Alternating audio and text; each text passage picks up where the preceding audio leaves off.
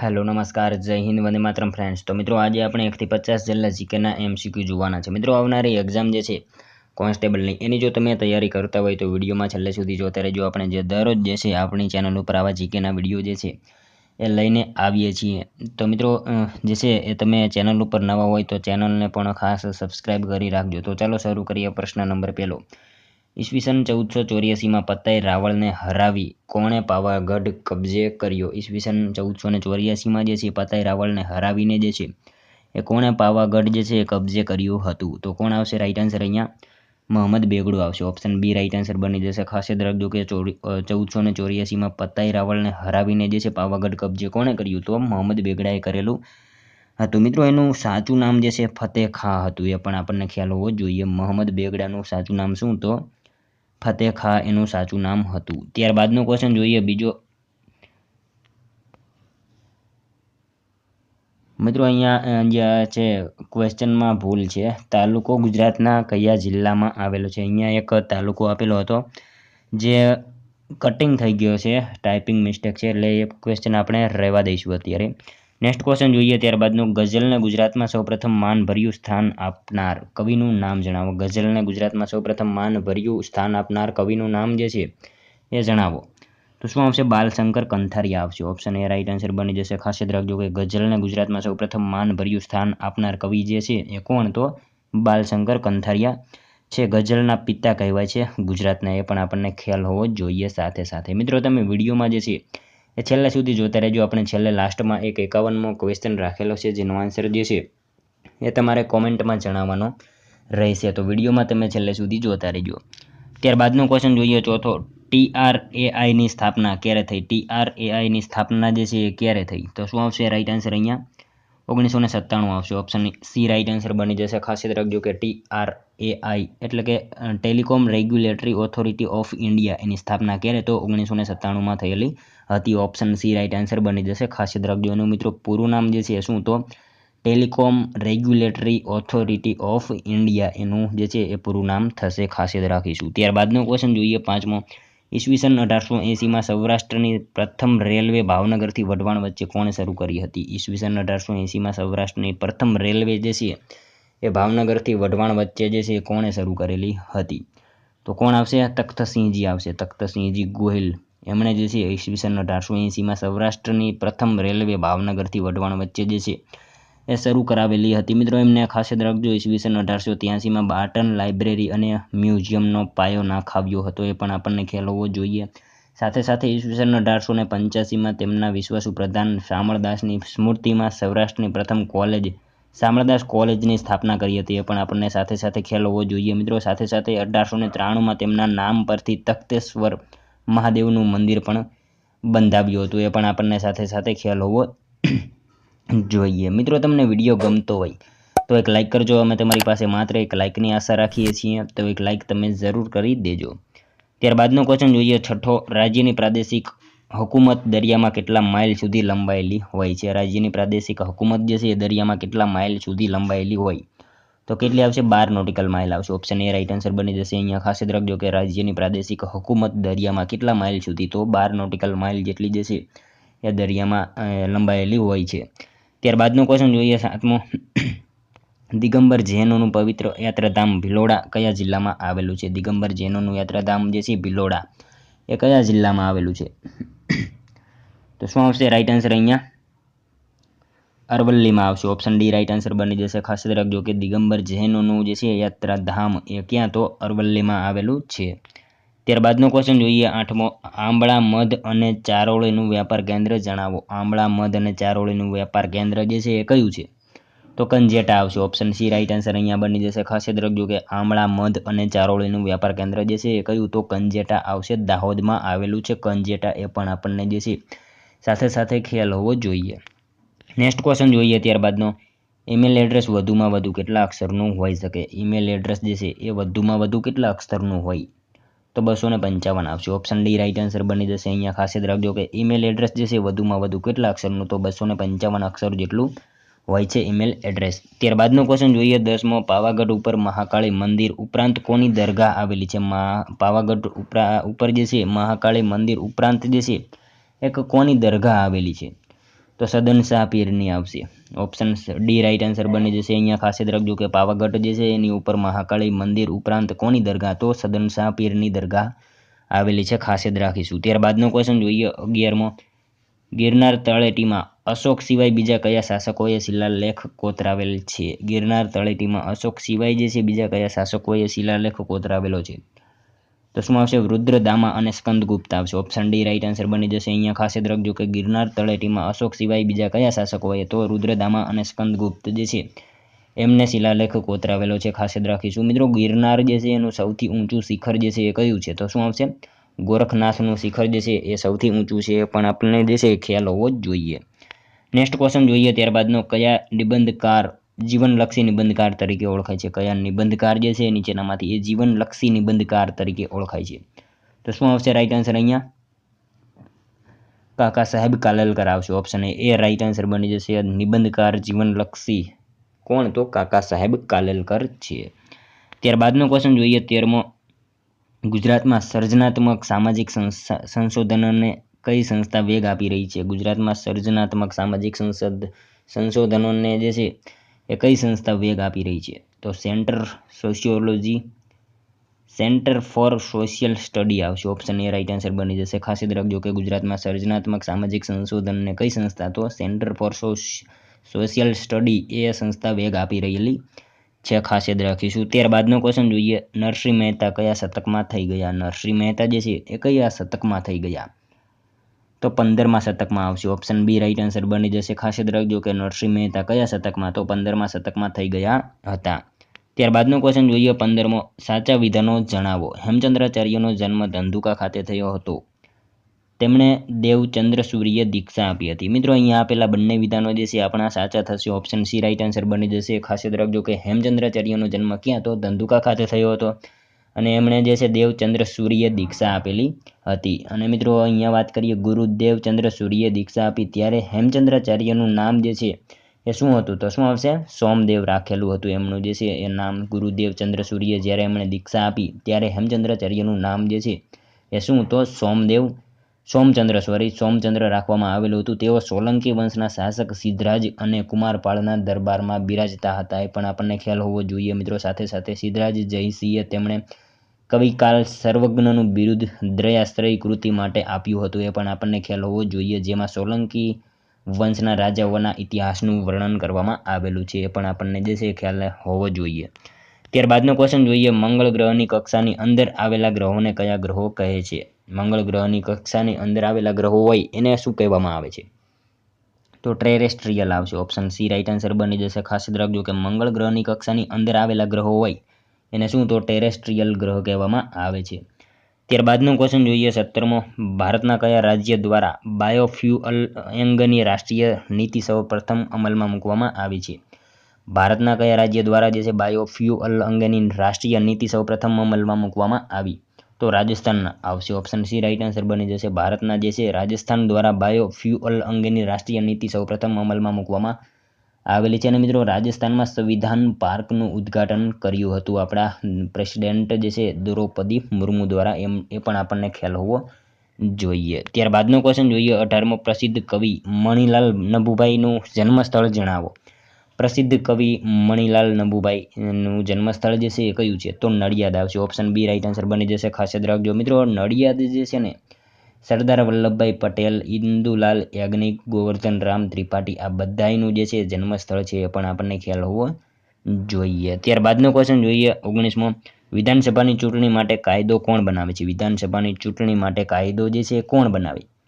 તો શું આવશે? સંસદ આવશે. ઓપ્શન એ રાઈટ આન્સર બની જશે. વિધાનસભાની ચૂંટણી માટે જે છે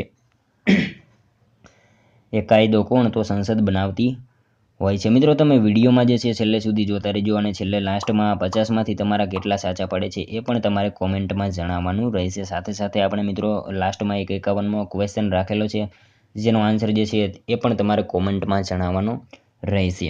ત્યારબાદનો ક્વેશ્ચન જોઈએ 20મો. પૂર્વ પદ અને ઉત્તર પદ વિભક્તિ સંબંધથી જોડાયેલા હોય ત્યારે તે પદોમાં કયો સમાસ થાય છે? પૂર્વ પદ અને ઉત્તર પદ વિભક્તિ સંબંધથી જોડાયેલા હોય ત્યારે તે પદોમાં જે છે કયો સમાસ થાય?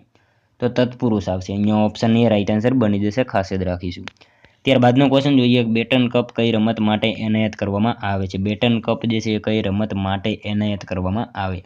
તો હોકી રમત માટે જે છે બેટન કપ આપવામાં આવે છે. ખાસ યાદ રાખજો, ઓપ્શન ડી રાઈટ આન્સર બની જશે. બેટન કપ જે છે કઈ રમત? તો હોકી માટે આપવામાં આવે છે મિત્રો. હોકીના જાદુગર છે મેજર ધ્યાનચંદ, એ પણ આપણને ખ્યાલ હોવો જોઈએ. અને મિત્રો તેમનો જન્મદિવસ એટલે કે ભારતમાં રાષ્ટ્રીય ખેલ દિવસ તરીકે મનાવવામાં આવે છે 29 ઓગસ્ટ. એ પણ આપણને જે છે એ ખ્યાલ હોવો જોઈએ, ખાસ યાદ રાખીશું. ત્યારબાદનો ક્વેશ્ચન જોઈએ 22મો, કયો એસિડ પ્રબળ છે? કયો એસિડ જે છે એ પ્રબળ એસિડ છે? તો નાઇટ્રિક એસિડ આવશે. ઓપ્શન સી રાઈટ આન્સર બની જશે. ખાસ યાદ રાખજો કે નાઇટ્રિક એસિડ જે છે એ એસિડ પ્રબળ એસિડ છે. ત્યારબાદનો ક્વેશ્ચન જોઈએ 23મો, ઇલેક્ટ્રિક વાયરનું રેણ કરવામાં કઈ મિશ્ર ધાતુ વપરાય છે? ઇલેક્ટ્રિક વાયરનું રેણ કરવામાં જે છે એ કઈ મિશ્ર ધાતુ વપરાય?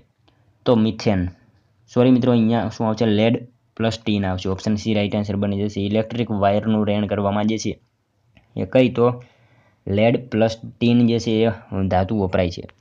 ત્યારબાદનો ક્વેશ્ચન જોઈએ, કુદરતી વાયુમાં મુખ્ય ઘટક કયો છે? કુદરતી વાયુમાં મુખ્ય ઘટક એ મિથેન આવશે. ઓપ્શન એ રાઈટ આન્સર બની જશે. ખાસ યાદ રાખજો કે કુદરતી વાયુમાં મુખ્ય ઘટક કયો? તો મિથેન છે. ત્યારબાદનો ક્વેશ્ચન જોઈએ, વર્ષ 1817માં પાઇકા વિદ્રોહ કયા સ્થળે થયો હતો? વર્ષ 1817માં પાઇકા વિદ્રોહ જે છે એ કયા સ્થળે થયો હતો? તો શું આવશે રાઈટ આન્સર? અહીંયા ઓરિસ્સા આવશે. ઓપ્શન બી રાઈટ આન્સર બની જશે. ખાસ યાદ રાખજો કે 1817માં પાઇકા વિદ્રોહ કયા સ્થળે? તો ઓરિસ્સા ખાતે થયેલો હતો મિત્રો પાઇકા વિદ્રોહ. બ્રિટિશ ઈસ્ટ ઇન્ડિયા કંપની અને પાઇકા જાતિ વચ્ચે 1817માં થયો હતો, એ પણ આપણને ખ્યાલ હોવો જોઈએ. આ વિદ્રોહનો પ્રારંભ જે છે બાનાપુરમાં થયો હતો, એ પણ આપણને ખ્યાલ હોવો જ જોઈએ. નેક્સ્ટ ક્વેશ્ચન જોઈએ ત્યારબાદનો 26મો, કયા પ્રકારનો કોલસો સળગે ત્યારે ધુમાડો કે વાસ ઉત્પન્ન થતા નથી? કયા પ્રકારનો કોલસો જે છે સળગે ત્યારે ધુમાડો અથવા તો વાસ ઉત્પન્ન થતા નથી? તો એન્થ્રેસાઇટ આવશે. ઓપ્શન એ રાઈટ આન્સર બની જશે. એન્થ્રેસાઇટ જે છે એ પ્રકારનો કોલસો જ્યારે સળગે ત્યારે ધુમાડો અથવા તો વાસ જે છે એ આવતા નથી એમાંથી. ત્યારબાદનો ક્વેશ્ચન જોઈએ 27મો, એજ્યુકેટિવ મેજિસ્ટ્રેટની નિમણૂક કોણ કરે છે? એજ્યુકેટિવ મેજિસ્ટ્રેટની નિમણૂક એ નીચેનામાંથી કોણ કરે? તો રાજ્ય સરકાર આવશે. ઓપ્શન બી રાઈટ આન્સર બની જશે. એજ્યુકેટિવ મેજિસ્ટ્રેટની નિમણૂક કોણ? તો રાજ્ય સરકાર કરતા હોય છે. ત્યારબાદનો ક્વેશ્ચન છે, ગુજરાત રાજ્યના મોરબી જિલ્લાને નીચે દર્શાવેલ જિલ્લાઓ પૈકી કયા જિલ્લાની હદ જે છે એ સ્પર્શતી નથી? ગુજરાતના મોરબી જિલ્લાને નીચેનામાંથી કયા જિલ્લાની હદ જે છે એ સ્પર્શતી નથી? તો અહીંયા મિત્રો જોઈએ સુરેન્દ્રનગર આવશે, રાજકોટ આવશે, જામનગર આવશે. બોટાદ જે છે એની હદ જે છે એ મોરબી જિલ્લાને સ્પર્શતી નથી, એટલા માટે ઓપ્શન ડી આપણો રાઈટ આન્સર બની જશે. ખાસ યાદ રાખીશું. ત્યારબાદનો ક્વેશ્ચન જોઈએ, શારદા એક્ટ એટલે શું? શારદા એક્ટ એટલે શું? તો શું આવશે? બાળ લગ્ન પ્રતિબંધક કાનૂન. ઓપ્શન સી રાઈટ આન્સર બની જશે. શારદા એક્ટ એટલે શું? તો બાળ લગ્ન પ્રતિબંધક કાનૂન થશે. નેક્સ્ટ ક્વેશ્ચન જોઈએ ત્યારબાદનો 30મો, સ્વાતંત્ર્ય સંગ્રામ સમયે 1942ની 8મી ઓગસ્ટે ગુજરાત કોલેજ છાત્રાલયમાં એકઠા થયેલ વિદ્યાર્થીઓને લડત માટે તૈયાર રહેવા કોના દ્વારા હાકલ કરવામાં આવી હતી? સ્વાતંત્ર્ય સંગ્રામ સમયે 1942ની 8મી ઓગસ્ટે જે છે ગુજરાત કોલેજ છાત્રાલયમાં એકઠા થયેલા વિદ્યાર્થીઓને લડત માટે જે છે તૈયાર રહેવા માટે કોના દ્વારા હાકલ કરવામાં આવી હતી? તો કોના દ્વારા આવશે અહીંયા રાઈટ આન્સર? રવિશંકર મહારાજ જે છે એમના દ્વારા તૈયાર કરવામાં આવેલા હતા. ખાસ યાદ રાખીશું. ત્યારબાદનો ક્વેશ્ચન જોઈએ 31મો, ભારતમાં સૌપ્રથમ કયા ગામમાં ખનિજ તેલનો કૂવો મળી આવ્યો? ભારતમાં જે છે સૌપ્રથમ કયા ગામમાં ખનિજ તેલનો કૂવો મળી આવ્યો? તો માકુમ ગામ જે છે ત્યાં ખાતે ખાસ યાદ રાખજો કે ખનિજ તેલનો કૂવો મળી આવેલો હતો. ત્યારબાદનો ક્વેશ્ચન જોઈએ 32મો, સીએનજીનું પૂરું નામ જણાવો. સીએનજીનું પૂરું નામ જે છે એ શું છે? તો compressed natural gas. Option B right answer બની જશે. ખાસ યાદ રાખજો કે કોમ્પ્રેસ્ડ નેચરલ ગેસ જે છે સીએનજીનું પૂરું નામ થશે. સાથે સાથે એલપીજી લિક્વિફાઈડ પેટ્રોલિયમ ગેસ એ પણ આપણને જે છે એ પૂરું નામ ખ્યાલ હોવો જ જોઈએ. ત્યારબાદનો ક્વેશ્ચન જોઈએ, રસોડામાં વપરાતા નોન સ્ટિક રસોઈના સાધનો બનાવવા માટે કયો પોલિમર વપરાય છે? રસોડામાં વપરાતા જે છે નોન સ્ટિક રસોઈના સાધનો બનાવવા માટે જે છે કયો પોલિમર વપરાય? તો કયો આવશે? ટેફલોન આવશે. ઓપ્શન સી રાઈટ આન્સર અહીંયા બની જશે. ખાસ યાદ રાખજો કે રસોડામાં વપરાતા નોન સ્ટિક રસોઈના સાધનો બનાવવા માટે જે છે એ શું? તો ટેફલોન જે છે એનો ઉપયોગ કરવામાં આવે છે. નેક્સ્ટ ક્વેશ્ચન જોઈએ ત્યારબાદનો, પ્રાચીન ભારતનો પ્રથમ કાયદા ગ્રંથ કયો ગણાય છે? પ્રાચીન ભારતનો પ્રથમ કાયદા ગ્રંથ જે છે એ કયો ગણાય? તો તો મનુસ્મૃતિ આવશે. ઓપ્શન સી રાઈટ આન્સર બની જશે. ખાસ યાદ રાખજો કે પ્રાચીન ભારતનો પ્રથમ કાયદા ગ્રંથ જે છે એ કયો તો મનુસ્મૃતિ જે છે એ ગણાય છે. મિત્રો મનુસ્મૃતિ એ અગત્યનું ધર્મેતર સાહિત્ય ગણી શકાય છે, જે પ્રાચીન ભારતનો પ્રથમ કાયદા ગ્રંથ ગણાય છે. ખાસ યાદ રાખજો. ત્યારબાદનો ક્વેશ્ચન જોઈએ, ટોલેમીએ કયા ગ્રંથની રચના કરી છે? ટોલેમીએ જે છે કયા ગ્રંથની રચના કરેલી છે? તો શું આવશે રાઈટ આન્સર અહીંયા? Natural geography. Option D right answer બની જશે. ટોલેમીએ જે છે એ નેચરલ જીઓગ્રાફી એ ગ્રંથની રચના કરેલી છે. ત્યારબાદનો ક્વેશ્ચન જોઈએ, એહોલ અભિલેખ કોણે બંધાવ્યો હતો? એહોલ અભિલેખ જે છે કોણે બંધાવ્યો? તો પુલકેશી બીજો. ઓપ્શન ડી રાઈટ આન્સર બની જશે. ખાસ યાદ રાખજો કે એહોલ અભિલેખ જે છે કોણે બંધાવ્યો હતો? પુલકેશી બીજો જે છે એમણે બંધાવેલો હતો. ત્યારબાદનો ક્વેશ્ચન જોઈએ, ગુજરાતમાં કોંગ્રેસ અધિવેશનોના સંદર્ભમાં સાચા વિધાનો જણાવો. ગુજરાતમાં કોંગ્રેસ અધિવેશનોના સંદર્ભમાં જે છે સાચા વિધાનો, તો મિત્રો જોઈએ અહીંયા શું આવશે? 1902માં અમદાવાદ ખાતે 18મું અધિવેશન થયું. 1907 સુરત અધિવેશનમાં કોંગ્રેસના ભાગલા પડ્યા. તો મિત્રો અહીંયા બંને વિધાનો સાચા થશે. ઓપ્શન સી રાઈટ આન્સર બની જશે. 1902માં અમદાવાદ ખાતે જે છે 18મું અધિવેશન થયું હતું. 1907માં સુરત અધિવેશનમાં કોંગ્રેસના ભાગલા પડ્યા હતા. બંને વિધાનો સાચા થશે. ખાસ યાદ રાખજો. ત્યારબાદનો ક્વેશ્ચન જોઈએ, નીચે પૈકી શું સાચું છે? નીચેનામાંથી જે છે શું સાચું છે? તો શું આવશે અહીંયા? તમાકુમાં નશાકારક દ્રવ્ય નિકોટિન, ચામાં નશાકારક દ્રવ્ય ટેનિન, કોફીમાં નશાકારક દ્રવ્ય જે છે કેનિન. તમામ જે છે એ સાચું થશે. ઓપ્શન ડી રાઈટ આન્સર બની જશે. ખાસ યાદ રાખજો કે તમાકુમાં જે છે નશાકારક દ્રવ્ય શું તો નિકોટિન હોય છે, ચામાં જે છે એ ટેનિન હોય અને કોફીમાં નશાકારક દ્રવ્ય જે છે કેનિન હોય છે. ખાસ યાદ રાખીશું. ત્યારબાદનો ક્વેશ્ચન જોઈએ, દુનિયાનું સૌથી ઊંચું શિખર માઉન્ટ એવરેસ્ટ કયા ખંડમાં આવેલું છે? દુનિયાનું સૌથી ઊંચું શિખર માઉન્ટ એવરેસ્ટ જે છે એ કયા ખંડમાં આવેલું છે? તો એશિયા ખંડમાં આવશે. ઓપ્શન બી જે છે એ આપણો રાઈટ આન્સર બની જશે. ખાસ યાદ રાખજો કે દુનિયાનું સૌથી ઊંચું શિખર માઉન્ટ એવરેસ્ટ જે છે એ કયા ખંડમાં? તો એશિયા ખંડમાં આવેલું છે. ત્યારબાદનો ક્વેશ્ચન જોઈએ, રાજતરંગીણી ગ્રંથના રચયિતા કોણ છે? રાજતરંગીણી ગ્રંથના રચયિતા જે છે એ નીચેનામાંથી કોણ છે? તો કલ્હણ આવશે. ઓપ્શન બી રાઈટ આન્સર બની જશે. ખાસ યાદ રાખજો કે રાજતરંગીણી ગ્રંથના રચયિતા જે છે એ કોણ? તો કલ્હણ છે. મિત્રો ઇતિહાસના ગ્રંથ તરીકે આપણી પાસે 12મી સદીમાં રચાયેલ રાજતરંગીણી મહત્વપૂર્ણ ગ્રંથ છે અને તેની રચના કાશ્મીરના રાજકવિ કલ્હણે કરી છે. એ પણ આપણને ખ્યાલ હોવો જ જોઈએ. ત્યારબાદનો ક્વેશ્ચન જોઈએ, અમદાવાદમાં રણછોડલાલ છોટાલાલે પ્રથમ કાપડની મિલ ક્યારે સ્થાપી હતી? અમદાવાદમાં રણછોડલાલ છોટાલાલે જે છે પ્રથમ કાપડની મિલ ક્યારે સ્થાપી? તો 1861માં સ્થાપી હતી. ખાસ યાદ રાખજો. ઓપ્શન સી રાઈટ આન્સર બની જશે. અમદાવાદમાં રણછોડલાલ છોટાલાલે કાપડની પ્રથમ મિલ ક્યારે? તો 1861માં સ્થાપેલી હતી. ત્યારબાદનો ક્વેશ્ચન જોઈએ, બરડા ડુંગરની દક્ષિણ પશ્ચિમે આવેલો પ્રદેશ કયા નામે ઓળખાય છે? બરડા ડુંગરની દક્ષિણ પશ્ચિમે આવેલો પ્રદેશ જે છે એ કયા નામથી ઓળખાય? તો હાલાર નામથી ઓળખાય છે. ખાસ યાદ રાખજો. બરડા ડુંગરની દક્ષિણ અને પશ્ચિમે આવેલો પ્રદેશ જે છે એ કયા નામે? તો હાલારના નામથી ઓળખાય છે. ત્યારબાદનો ક્વેશ્ચન જોઈએ, હબા ડુંગર કયા જિલ્લામાં આવેલો છે? હબા ડુંગર એ કયા જિલ્લામાં આવેલો છે? તો શું આવશે અહીંયા રાઈટ આન્સર? કચ્છમાં આવશે. ઓપ્શન ડી રાઈટ આન્સર બની જશે. હબા ડુંગર જે છે ક્યાં? તો કચ્છમાં આવેલો છે. હબા ડુંગર ઉપર સંત મેકરણ દાદાની સમાધિ પણ આવેલી છે. એ પણ આપણને ખ્યાલ હોવો જ જોઈએ. ત્યારબાદનો ક્વેશ્ચન જોઈએ, કચ્છમાં આવેલ સુરકોટડાનું ખોદકામ કોના દ્વારા કરવામાં આવ્યું હતું? કચ્છમાં આવેલ સુરકોટડા જે છે એનું ખોદકામ કોના દ્વારા કરવામાં આવેલું હતું? તો જગતપતિ જોશી એમના દ્વારા કરવામાં આવ્યું હતું. ખાસ યાદ રાખજો. કચ્છમાં આવેલ સુરકોટડાનું જે છે ખોદકામ કોના દ્વારા? તો જગતપતિ જોશી જે છે એમના દ્વારા કરવામાં આવેલું હતું. ત્યારબાદનો ક્વેશ્ચન જોઈએ, ઈસવીસન 1911માં કોના દ્વારા જમશેદપુરમાં લોખંડનું સૌપ્રથમ કારખાનું સ્થાપવામાં આવ્યું? ઈસવીસન 1911માં જે છે એ કોના દ્વારા જમશેદપુરમાં લોખંડનું સૌપ્રથમ કારખાનું સ્થાપવામાં આવેલું હતું? તો કોના દ્વારા આવશે રાઈટ આન્સર અહીંયા? જમશેદજી તાતા. ઓપ્શન સી રાઈટ આન્સર બની જશે. ખાસ યાદ રાખીશું. ત્યારબાદનો ક્વેશ્ચન જોઈએ, સાચા વિધાનો જણાવો. કુમારપાળે પશુ બલિ બંધ કરાવી હતી, તેને વડનગર કોટ બંધાવી, ગિરનાર પર પગથિયા બંધાવ્યા. આપેલ તમામ વિધાનો અહીંયા મિત્રો સાચા થશે. કે કુમારપાળે જે છે પશુ બલિ બંધ કરાવી હતી, તેણે વડનગર કોટ બંધાવી હતી અને ગિરનાર ઉપર પગથિયા પણ બંધાવેલા હતા. ત્રણેય વિધાનો અહીંયા આપેલા સાચા થશે. મિત્રો કુમારપાળ સિદ્ધરાજ જયસિંહનો પિતરાઈ ભાઈ હતો. એ પણ આપણને ખ્યાલ હોવો જોઈએ. સિદ્ધરાજના મૃત્યુ પછી જે છે મંત્રી ઉદયન કૃષ્ણદેવ અને હેમચંદ્રાચાર્યની મદદથી 50 વર્ષની ઉંમરે ઈસવીસન 1143માં સત્તા સંભાળી હતી અને હેમચંદ્રાચાર્યને ગુરુ બનાવ્યા હતા અને રાજપૂત માળવાના રાજા ભલ્લાલ દેવ અને ચિત્તોડના સજ્જનને જે છે એમને હરાવ્યા હતા. એ પણ આપણને જે છે ખ્યાલ હોવો જ જોઈએ. ત્યારબાદનો ક્વેશ્ચન જોઈએ, ઇન્ડિકા નામનું પુસ્તક કોણે લખ્યું હતું? ઇન્ડિકા નામનું પુસ્તક જે છે એ કોણે લખેલું હતું? તો મેગેસ્થનીસ આવશે, ઓપ્શન બી રાઈટ આન્સર બની જશે. અહીંયા ખાસ યાદ રાખજો કે ઇન્ડિકા નામનું પુસ્તક જે છે એ કોણે, તો મેગેસ્થનીસે લખેલું હતું.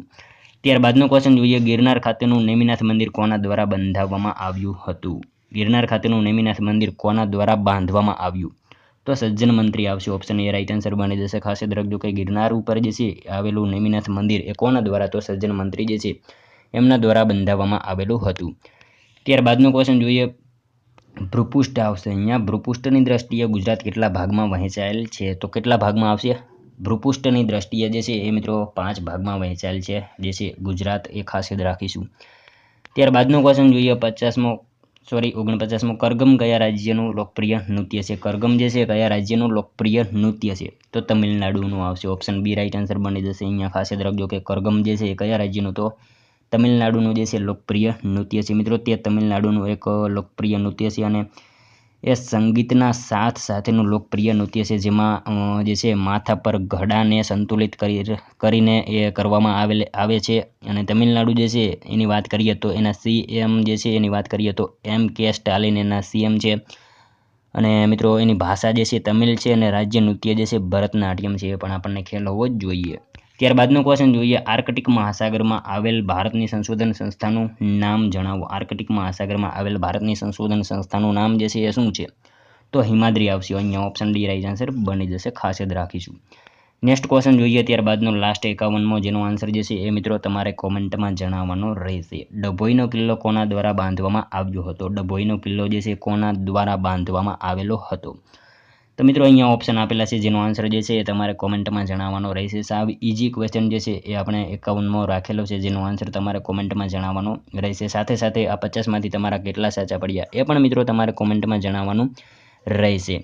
તો મિત્રો આ તો વિડીયો, જો તમને વિડીયો પસંદ આવ્યો હોય તો એક લાઇક કરજો, તમારા મિત્રો જોડે શેર કરજો, જેથી એમને પણ ઉપયોગી બને. અને આપણી ચેનલ ઉપર નવા હોય તો ચેનલને ખાસ સબસ્ક્રાઈબ કરી રાખજો. દરરોજ આપણી ચેનલ ઉપર તમને આવા જીકેના વિડીયો જે છે એ જોવા મળશે. તો મળશું હવે કાલે બીજા વિડીયોમાં. ત્યાં સુધી જય હિન્દ, વંદે માતરમ.